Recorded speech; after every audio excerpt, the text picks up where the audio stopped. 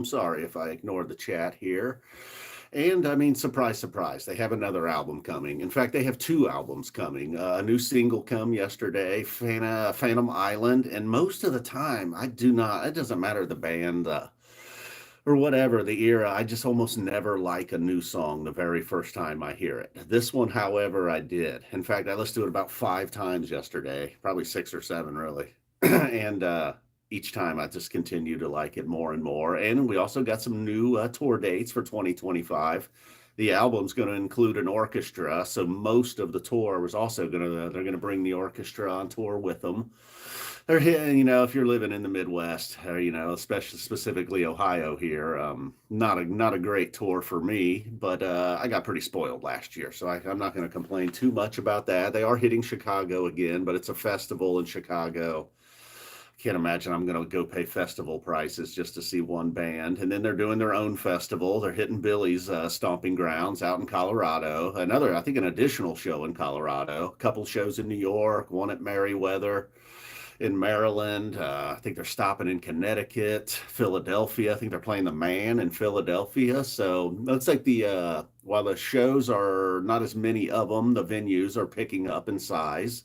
They played a few big venues last year, played a few really small venues this current year, I should say. Not last year, but so the tour news a little bit disappointing, and I'm sure King Gizzard fans will act like they are the first rock band to play with an orchestra, and yet again, King Gizzard has invented something. But that has obviously happened before. Maybe it was a little bit of a trend or a fad even 20 years ago. I believe maybe Metallica and Kiss, American rock bands, went out touring with an orchestra.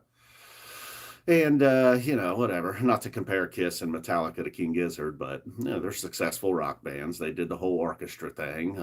I don't remember people really being blown away by it. Makes for a good YouTube video, I suppose. And I'm sure King Gizzard will do some. Like I said, I did like the new song. Immediately noticed the strings and was like, "Ooh, what's going on with this?" I didn't know any information. I just caught the single. I did not realize all the info that came along with the single, as far as an upcoming album, stuff that was recorded during B741, the whole orchestra, the tour. I didn't know any, and I still was pretty blown away by the songs. And what is it? Does Ambi like always get the cool parts? I was asking a friend this. I was like, does he always get the cool parts in songs, or does just whatever part he's assigned, he makes it cool? And his conclusion was, well, he just makes it cool. I tend to agree, really. I mean, I think they could give him a horrible Cookie song and he would make it cool. Also, Fish playing some Pipe Eye the other night at Set Break. I believe it was Saturday night. Not positive about the night, but one night at Set Break, if you were curious about the music and you were like, this is pretty cool, what is this? It was Pipe Defy by the band Pipe Eye. King Gizzard related. Surprise, surprise. So what's up? Hey, what's up, Jam Live? Sorry, I wasn't going to look at the chat too much here. Yeah, Buena Vista is going to be a little different. Kind of an fish weekend. Yeah, it kind of was. I don't know, man. Sorry, not really here to talk about that. My bad, Jam Live. I wasn't even going to pay attention to the chat, and then there was a Fish comment and a King Gizzard video. Although I did bring up Fish, I believe. No, I did not. I did not bring up Fish, or did I? I don't know. I think I brought up Kiss. I don't know how that happened. So anyhow, check out the new single if you're lucky enough to. If they're coming to a city near you, maybe even like San Diego or something. I don't know. There wasn't a whole lot of, maybe like 11 shows through 7 cities or something like that. All right, guys, boom. I'm out of here. Sorry about the vertical. We've gone vertical. Boom. You got to, raise your hand if you got election fatigue. Oh my God. Here in Ohio, it's not just the presidential election. We also have a nasty Senate race. Nasty. It's just been nothing but attack ads from both sides.